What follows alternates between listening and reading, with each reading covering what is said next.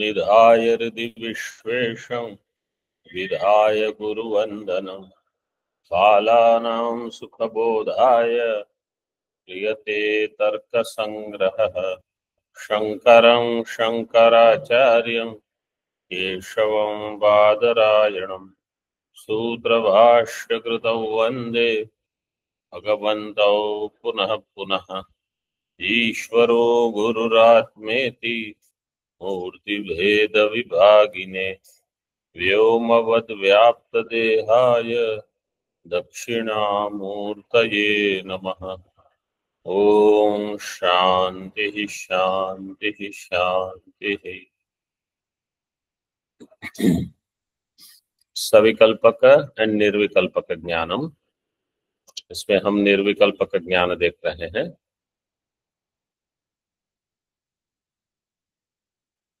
जिसमें प्रकारता, विशेष्यता और संसर्गता, इन तीनों का भान न हो, लेकिन ज्ञान हो रहा है तो ज्ञान हुआ होगा, इस प्रकार से हम अनुमान करते हैं, वो होगा निर्विकल्प ज्ञान। उसका प्रत्यक्ष नहीं होता है।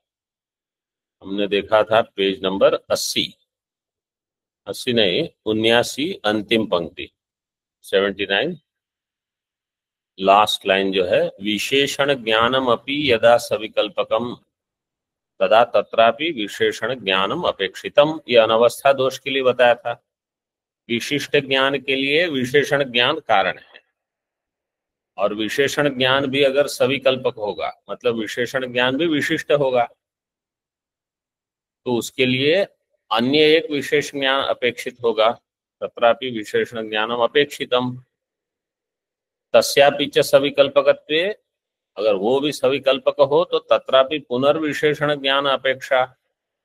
ऐसा करने से क्या होगा, इति अनवस्था भयात् विशिष्ट ज्ञान कारणीभूतम विशेषण ज्ञानम निर्विकल्पकम स्वीकार्यम। विशिष्ट ज्ञान का कारण क्या होगा, विशेषण ज्ञान। विशेषण ज्ञानम, वो विशेषण ज्ञान कैसा होगा, निर्विकल्पकम। ये हम स्वीकार कर लेते हैं तो सरल हो जाएगा। तो अभी आप लोगों के किस किस के प्रश्न थे कि ये निर्विकल्प ज्ञान क्या होगा, कैसा होगा, कैसे है, तो ये समझ में आ गया कि निर्विकल्प को क्यों मानते हैं वो। वेदांत में जो निर्विकल्पक ज्ञान शब्द अगर प्रयोग होता है, तो जैसे हम कहेंगे अगर घट ज्ञान, तो घट विषयक ज्ञान, पट ज्ञान का अर्थ होगा पट विषयक ज्ञान। तो निर्विकल्पक ज्ञान का वहां अर्थ हम कैसे घटाएंगे, निर्विकल्पक ब्रह्म विषयक ज्ञान। मतलब ज्ञान का जो विषय होगा वो निर्विकल्पक होगा। जैसे जिस ज्ञान का विषय घट होगा उसको कहा जाएगा घट ज्ञान। तो निर्विकल्पक ज्ञान क्या होगा, वैसा ज्ञान जिसका विषय निर्विकल्पक ब्रह्म है। इसको भी ध्यान में रखो। एक दूसरा, अगर कोई कहेगा कि निर्विकल्पक ज्ञान जो है, इसमें मतलब ब्रह्म विषयक ज्ञान में प्रमाता प्रमाण प्रमेय ये त्रिपुटी रहेगी कि नहीं रहेगी। चैत्र को अगर ज्ञान हो रहा है ब्रह्म का, तो वहां त्रिपुटी होगी कि नहीं, चैत्र होगा। चैत्र को ब्रह्माकार वृत्ति होगी और चैत्र के ब्रह्माकार वृत्ति का विषय होगा ब्रह्म। तो ज्ञान के पूर्व काल में त्रिपुटी रहेगी, वृत्ति के उदय होने के पश्चात त्रिपुटी का मिथ्यात्व सिद्ध हो जाएगा। तो कभी कभी कोई ऐसे प्रयोग करेगा, निर्विकल्पक ज्ञान का विषय होगा निर्विकल्पक, सविकल्पक ज्ञान का विषय होगा सविकल्पक, ये तो ठीक है। निर्विकल्पक ज्ञान के लिए निर्विकल्पक वृत्ति होगी अथवा निर्विकल्पक ज्ञान निर्विकल्पक होगा। वेदांत में निर्विकल्पक ज्ञान जो होता है ना, जो लक्षणा से हम मानते हैं सिद्धांत बिंदु में जिसकी चर्चा चल रही है, तो ज्ञान पर्यवसित होकर निर्विकल्पक होगा। ऐसे मतलब त्रिपुटी जन्य ज्ञान होगा, वो ज्ञान का पर्यवसान निर्विकल्प में हो जाएगा। मतलब मेरी जो समझ बनेगी वो क्या होगी कि निर्विकल्पक ब्रह्म मैं हूं, जिसमें न प्रमाता रहा और प्रमेय मुझसे भिन्न नहीं रहा। मैं प्रमाता मतलब अंतःकरण वाला, ये बुद्धि नहीं रहेगी। ब्रह्म मुझसे भिन्न है, ये बुद्धि भी नहीं रहेगी। ये समझ जो है ये है निर्विकल्पक। अन्यथा विकल्प बने रहेंगे सभी में, इसको ध्यान में रख लीजिए। तत्रापि, तो कहीं कुछ ऐसा वाक्य आप सुन भी लो, समझ लो, तो हमको पता होना चाहिए इसको कैसे समझना, मुख्य ये है। और जब आप भी वाक्य का प्रयोग करो तो ऐसे प्रयोग करो कि सामने वाले को पूरा पूरा समझ में आए, कि आप कह दो आधा आधा अधूरा कुछ और फिर उनके मन में 10 प्रश्न रह जाए, ऐसे नहीं। विशिष्ट ज्ञान कारणीभूतम विशेषण ज्ञानम निर्विकल्पकम स्वीकार्यम तथा ही घटेन सह चक्षुः संयोगानंतरम द्राग एव यज्ञानम घटत्व विषयकम जायते तन्न विशिष्ट ज्ञानम। देखो अभी बता रहे हैं निर्विकल्प ज्ञान कैसे है। घटेन सह चक्षु संयोगा अनंतरम, घट के साथ चक्षु संयोग होगा, संयोग के अनंतर द्रागेव मतलब तुरंत ही यज ज्ञानम घटत्व विषयकम जायते, जो घटत्व विषयक ज्ञान होगा वो विशिष्ट ज्ञान नहीं होगा। तन्न विशिष्ट ज्ञानम, ठीक है। तो पहले क्या ज्ञान होगा वो बता रहे हैं। विशिष्ट ज्ञाने विशेषण ज्ञान से कारणत्वात्, क्योंकि विशिष्ट ज्ञान होने के पहले विशेषण ज्ञान होना चाहिए, वो कारण रूप में उपस्थित होगा। तो विशेषण क्या है यहाँ? विशेषणम यद घटत्वम तद ज्ञानस्य तत्पूर्वम अभावात्। घटत्वम है वो है विशेषणम, यद घटत्वम तद विशेषणम, वो ज्ञान के पूर्व में अभी उपस्थित नहीं है। कौन से ज्ञान के पूर्व? विशिष्ट ज्ञान से पूर्व। विशिष्ट ज्ञान के पहले घटत्व जो कि विशेषण है उसका ज्ञान अभी नहीं हुआ है, इसलिए विशिष्ट ज्ञान सीधे नहीं होगा। तत्पूर्वम अभावात्, समझ में आई है पंक्ति? अतः इसलिए क्या होगा? घट घटत्वे इति समूहालंबनम प्रकार विशेष अनवगाही तदबोध्यम। तो अब ये कल्पना करेंगे कि एक ऐसा ज्ञान पहले होगा घट घटत्वे, और वो समूह आलंबन। समूह आलंबन का अर्थ क्या है? कि एक ज्ञान में अनेक विषय हो एक साथ। जैसे समझो मैं ऐसे देखता हूं, ठीक है, तो यहाँ इस कुटिया में जो जो व्यक्ति है और यहाँ भी जो सामने लिखा हुआ है, सब एक साथ मेरी बुद्धि में, मेरी चक्षु की इंद्रिय के संयोग में आ जाता है, सब एक साथ। सबका विशेष समझो मुझे नहीं भान में है, लेकिन कितने व्यक्ति यहाँ बैठे हैं और कहाँ बैठे हैं, कैसे बैठे हैं, उतना तो भान हो ही जाता है, वो एक ज्ञान ही कहा जाएगा। फिर एक एक ज्ञान अलग अलग विषय से आपको चाहिए तो दूसरा हो गया। तो ये न्याय में एक समूह आलम्बन ज्ञान मानते हैं, जिसमें युगपत अनेक वो होता है। जैसे आप ऐसे ही देखते हो तो गंगा किनारे जा रहे हो, सामने बहुत सारी चीजें हैं, सब एक साथ दिखेगी, तो समूह आलम्बन। तो उसमें दो चीजें आती है यहाँ, घट घटत्व। सामने घट पड़ा है, आप उसको देखोगे, उसमें घट भी दिख रहा है, घटत्व भी भान हो रहा है, ऐसे समझो। समूहालंबनम प्रकार विशेष्य अनवगाही, इसमें घटत्व प्रकार है, घट विशेष्य है, ये ज्ञान अभी नहीं हुआ।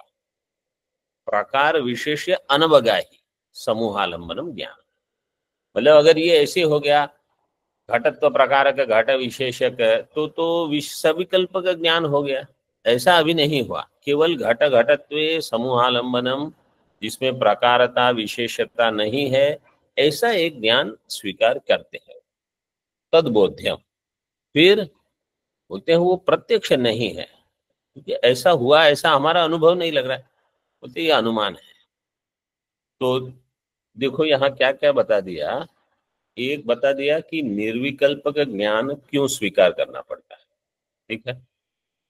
निर्विकल्प का ज्ञान जो है, मतलब विशेषण ज्ञान, वो अपने आप में सविकल्पक नहीं होगा, क्योंकि अनवस्था हो जाएगी। तीसरा, इसका प्रत्यक्ष नहीं होगा, इसका केवल अनुमान होगा। चौथा बता दिया, इसमें जो समूह आलम्बन ज्ञान होगा उसमें प्रकारता विशेषता नहीं होगी, लेकिन उसके जो विषय होते हैं घट घटत्व वो हो रहेंगे। घट घटत्वे ये ज्ञान होगा। अब सविकल्प का ज्ञान जो होता है तो उसका स्वरूप क्या होगा? घटम अहम जानामि इति, ये सविकल्पक ज्ञान का रूप होगा, जो हमको प्रत्यक्ष समझ में आता है कि अच्छा ये ज्ञान तो मुझे हुआ। घटम अहम जानामि इति घटत्वादि विशिष्ट घट विषयक सविकल्पक ज्ञानस्यैव प्रत्यक्षत्वात्, सविकल्पक ज्ञान प्रत्यक्ष होगा और निर्विकल्पक ज्ञान अनुमेय होगा। अनुमेय। तो घटम अहम जानामि, इसमें देखो क्या क्या दिया है, घटत्वादि विशिष्ट और घट विषयक, तो प्रकारता विशेष्यता दोनों आ गई। घटत्वादि विशिष्ट घट मतलब घटत्व हो गया विशेषण और घट हो गया विशेष्य, ठीक है। तो ये विशिष्ट ज्ञान है। घटत्वादि विशिष्ट घट मतलब दो चीज है, विशेषण है विशेष्य है, उनका संबंध भी है। तीन, घट विषय का सविकल्पक ज्ञान से व प्रत्यक्षत्वात् तत्र आत्मनि समवायेन ज्ञानम प्रकारः। आत्मनि समवायेन, आत्मा में ज्ञान कहाँ होगा? समवाय। मेरा प्रश्न क्या है, ज्ञान कहाँ होगा? आत्मा में। आत्मा में। मन बुद्धि है, वेदांत का पाठ थोड़ी चल रहा है। न्याय में ज्ञान होगा आत्मा में, लिखा तो है तत्र आत्मनि ज्ञानम। आत्मा में ज्ञान किस संबंध से रहेगा? समवायन। अभी वो मैं प्रश्न नहीं पूछूंगा क्योंकि वो वहां लिखा ही है, तो कठिन प्रश्न थोड़े पूछूंगा। तो आत्मनि समवायन ज्ञानम प्रकारः, तो आत्मा में ज्ञान होगा वो प्रकार होगा। ज्ञान में प्रकार क्या होगा? ज्ञाने विषयता संबंधेन घटः प्रकारः। ज्ञान जो है उसमें विषयिता संबंधेन। विषयिता क्या है? जैसे कपाल में घट किस संबंध से रहेगा? समवाय। समवाय संबंध। समवाय संबंध से। मतलब ये कोई इतना कठिन प्रश्न नहीं। कपाल में घट रहेगा समवाय संबंध से, क्योंकि कपाल घट का समवायी कारण है। समवायी शब्द जो है वो जहां समवाय रहेगा उसका अधिकरण वहां समवायी। ऐसे घट कपाल में समवाय संबंध से रहता है। तो कपाल घट का समवायी, ऐसे। तो यहाँ कैसे दिया है, ज्ञाने विषयिता संबंधे न घट है, ज्ञान का विषय होगा घट, ज्ञान का विषय क्या होगा, घट। तो घट ज्ञान में किस संबंध से रहेगा, विषयिता, क्योंकि घट हो गया विषय, ज्ञान क्या हो जाएगा, विषयी। विषयी। घट हो गया विषय, ज्ञान हो गया विषयी। तो घट ज्ञान में विषयिता संबंध से रहेगा, और ज्ञान आत्मा में रहेगा समवाय संबंध से। तो आत्मा में समवाय न ज्ञानम, ज्ञान में विषयिता संबंध से घट, घटे समवाय न घटत्वम। देखो एक क्रम दिया है, पहले आत्मा में रहेगा ज्ञान, ज्ञान में विषयिता संबंध से घट, घट में समवाय संबंध से घटत्व, घटे समवाय न घटत्वम प्रकार है। तो ये प्रकार 3 प्रकार के दे दिए। ज्ञान भी समवाय संबंध से रहेगा आत्मा में, घट विषयिता संबंध से ज्ञान में रहेगा, घटत्व घट में रहेगा समवाय संबंध से। विशेषणे यद विशेषणम तद विशेषणता अवच्छेदकम। पहले इसको छोड़ के पूर्व पंक्ति स्पष्ट हो गई। ज्ञान, आत्मा में ज्ञान रहेगा समवाय संबंध से, और ज्ञान जो होगा उसका कोई विषय होगा। तो ज्ञान का जो विषय होगा वो ज्ञान में कैसे रहेगा, विषयिता संबंध से, ये समझना है। और घट में समवाय संबंध से घटत्व आदि रहेंगे। ठीक है, ये प्रत्यक्ष हो गया। और एक चीज बता रहे हैं, विशेषणे यद विशेषणम तद विशेषणता अवच्छेदकम, विशेषणता अवच्छेदक प्रकारकम ज्ञानम। अच्छा, पहले ये देखो, विशेषणे यद विशेषणम, विशेषण में जो विशेषण होगा, विशेषणे यद विशेषणम तद विशेषणता अवच्छेदकम, विशेषणे घट घटत्व, इसका ज्ञान होता है हमको, घट घटत्व। तो विशेषण में जो विशेषण रहेगा, अगर हमको घट ज्ञान हो रहा है, घटस्य ज्ञानम, तो ज्ञान का विशेषण वहां होगा घट, घटस्य ज्ञानम, ज्ञान का विशेषण क्या होगा, घट, घट का विशेषण क्या होगा, घटत्व। तो विशेषण में जो विशेषण रहा वह विशेषणता अवच्छेदक होगा, मतलब घटत्व क्या होगा, विशेषणता का अवच्छेदक होगा। तद विशेषणता अवच्छेदकम, विशेषणता अवच्छेदक प्रकारकम ज्ञानम विशिष्ट वैशिष्ट्य ज्ञाने कारणम। विशेषणता अवच्छेदक प्रकारकम ज्ञानम, विशेषणता अवच्छेदक हमने क्या कहा, घटत्व। विशेषणता अवच्छेदक प्रकारकम मतलब घटत्व प्रकारक ज्ञानम, विशिष्ट वैशिष्ट्य, वैशिष्ट्य मतलब संबंध, विशिष्ट वैशिष्ट्य ज्ञान मतलब विशिष्ट के संबंध का जो ज्ञान है उसमें कारण होगा। तो घटत्व प्रकारक ज्ञान जो होगा, जो मतलब ज्ञान बता रहे हैं, तो ज्ञान का विशेषण है घट, जिसका विशेषण है घटत्व। तो जो ज्ञान हो रहा है उसमें घट होगा, घटत्व होगा, और घट घटत्व का वैशिष्ट्य होगा, संसर्ग। ज्ञान में 3 चीज रहेगी सविकल्प के लिए। ये देखो, ये सब यहाँ जो घटम अहम जानामि दिख रहा है ना, तच्च न प्रत्यक्षम घटम अहम जानामि इति, वहां से जो वाक्य सारे हैं वो सब सविकल्प के लिए हैं। पंचम पंक्ति जो है वहां से लेकर यहाँ तक विशिष्ट वैशिष्ट्य ज्ञाने कारणम, वहां तक की जो तीन पंक्तियां हैं, घटम अहम जानमि दिख रहा है कि नहीं सबको? स्वामी जी।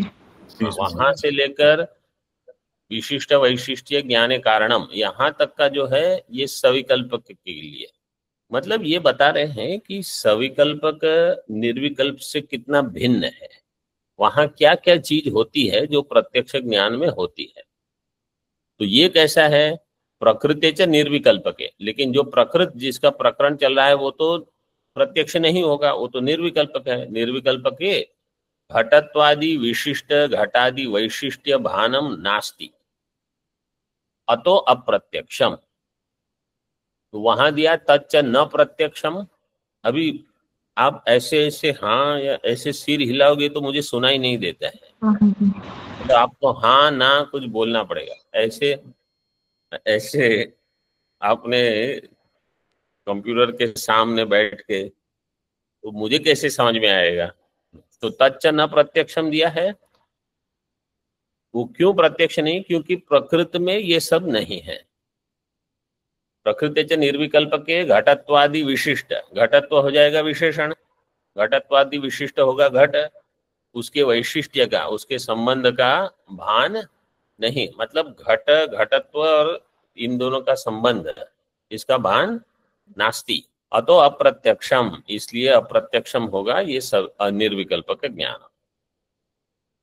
तो अप्रत्यक्षम तस्य, तस्य वो जो घट घटत्व भान हो रहा है वो अप्रत्यक्ष होगा। इति अपि बोध्यम। ठीक है। सब प्रकारकम ज्ञानम सविकल्पकम यथा डित्थोयम ब्राह्मणोयम श्यामोयम इति, सब प्रकार का ज्ञान होगा वो सविकल्पक होगा। उसमें क्या होगा, कुछ नाम होगा, कुछ गुण होगा, कुछ द्रव्य का निर्वचन होगा इत्यादि। जैसे डित्थोयम, तो ये सीधे नाम ही बता दिया। डित्थ का अर्थ है ये खिलौना, एक लकड़े का खिलौना होता है, वह फोन, अभी तो खिलौने एक ही है। सारे मुझे लगता है आजकल के लोग फोन से ही, बच्चे फोन से खेल, उसी में सब पूरी दुनिया है, वो अन्य अन्य खिलौने क्या खेलने। ब्राह्मणोयम, ये कुछ उनके गुण बता दिए। श्यामोयम, ये भी गुण है। टीका दीपिका में देखिए, सविकल्पकम लक्षयति सब प्रकारकम इति, सविकल्पक होगा वो सब प्रकारक होगा। नाम जात्यादि विशेषण विशेष्य संबंध अवगाही ज्ञानम, इसमें क्या होगा, नाम जाति आदि कोई विशेषण होगा, फिर विशेष्य होगा और उनका संबंध होगा। विशेषण विशेष्य संबंध अवगाही ज्ञान इत्यर्थ है। और उदाहरण दिए हैं द्वित्वयम एक्सेट्रा किरणावली में। नाम का अर्थ है अभिधानम, तच्च वाच्यत्व संबंधे न घटे वर्तते, जैसे घट नाम है, वाच्यत्व है वहां, वाच्यत्व संबंधे न घटे, घट पदार्थ जो है इसके साथ घट पद का, घट पद हो जाएगा वाचक, घट हो जाएगा वाच्य, घट में रहेगा वाच्यत्व अथवा वाच्यार्थ, वाच्यत्व संबंधेन घटे वर्तते। घटत्वम जाति ही समवायेन घटे वर्तते, और घटत्व जो है वो जाति ही समवाय संबंध से, घटत्व जाति है, घट में समवाय संबंध से रहेगी। अतो नाम जात्यादिकम, इसलिए नाम जाति इत्यादि देते। नाम जात्यादिकम यद विशेषणम तन्निष्ठा विशेषणताख्य विषयता तादृश विषयता शाली ज्ञानत्वम इति एकम लक्षणम। नाम जात्यादिकम यद विशेषणम तन्निष्ठा विशेषणताख्य विषयता तादृश विषयता शाली ज्ञानत्वम, मतलब इसको केवल इतना समझो, विशेषणताख्य विषयता ये एक एकम लक्षण। विशेषणताख्य विषयता शालिक ज्ञानत्व। दूसरा विषयताख्य विषयता शालिक ज्ञानत्व द्वितीय लक्षण। और संसर्गताख्य विषयता शालिक ज्ञानत्व तृतीय लक्षणम। 3 लक्षण कर दिए। विशेषणताख्य विषयता, विशेष्यताख्य विषयता, संसर्गताख्य विषयता। 3 विषय बनते हैं, विशेषण, विशेष्य और संसर्ग। ये हो जाएगा सविकल्प का। ठीक है, आगे देखिए। प्रत्यक्ष ज्ञान हेतुरिंद्रियार्थ सन्निकर्षः षड्विधः संयोगः संयुक्त समवायः संयुक्त समवेत समवायः समवायः समवेत समवायः विशेषण विशेष्य भावश्चेति। प्रत्यक्ष ज्ञान का हेतु इंद्रियार्थ सन्निकर्ष है। इंद्रिय और अर्थ का सन्निकर्ष होना चाहिए। ये सन्निकर्ष 6 प्रकार का है। केवल संयोग नहीं कि चक्षुर इंद्रिय ने घट को देखा तो हमेशा वो ज्ञान जो होता है प्रत्यक्ष ज्ञान केवल चक्षुर इंद्रिय से प्रत्यक्ष घट का ही हो, ये आवश्यक नहीं है। इसलिए कहा प्रत्यक्ष ज्ञान हेतु इंद्रियार्थ सन्निकर्ष षड्विध, 6 प्रकार का। संयोग संयुक्त समवाय संयुक्त समवेत समवाय समवाय समवेत समवाय, ये तो सरल है सब। और विशेषण विशेष्य भाव, ये 6 है। चलिए, ये अंतिम प्रकरण है इसका। इसके पश्चात अनुमान प्रमाण आरंभ होगा। तो यहाँ अभी दीपिका में देख लिए, इंद्रियार्थ सन्निकर्षम विभजते प्रत्यक्ष इति। किरणावली में दिया है परमात्मक प्रत्यक्ष ज्ञान इत्यर्थ है। चलो वहां से अगले पाठ में करेंगे। पृष्ठ क्रमांक 82 यहाँ तक पहुंच गए। ओम पूर्णमदः पूर्णमिदं पूर्णात् पूर्णमुदच्यते पूर्णस्य पूर्णमादाय पूर्णमेवावशिष्यते। ओम शांति शांति शांति। शंकरं शंकराचार्यं केशवं बादरायणं सूत्रभाष्यकृतौ वन्दे भगवन्तौ पुनः पुनः। ईश्वरो गुरुरात्मेति मूर्तिभेद विभागिने व्योमवद्व्याप्तदेहाय दक्षिणामूर्तये नमः। ओम शांति शांति शांति।